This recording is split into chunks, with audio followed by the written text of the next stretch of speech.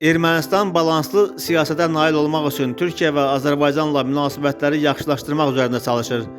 Bunu Ermənistanın baş naziri Nikol Paşinyan sosial mediada xarici siyasət mövzusunda çıxışı zamanı deyib. Bugün Türkiyə və Azərbaycanla münasibətləri yaxşılaşdırmaq istiqamətində ciddi çalışırıq. Əminəm ki, məqsədimizə çatacağıq. Balanslı xarici siyasət Ermənistan üçün yeni imkanlar yaradacaq deyə Nikol Paşinyan vurğulayıb. Xatırladaq ki, hazırda Türkiyə ilə Ermənistan arasında diplomatik əlaqələr mövcud deyil. Ankara Qarabağ müharibəsi səbəbindən 1993-cü ildən bəri bu ölkə ilə sərhədlərini bağlı saxlayır.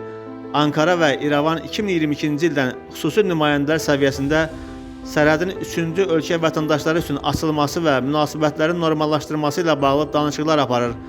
Türkiyə və Ermənistanın münasibətlərin normallaşdırılması üzrə xüsusi nümayəndələri Sərdar Kılıç və Ruben Rubinyan arasında ilk görüş 2022-ci il yanvarın 14-də Moskvada keçirilib.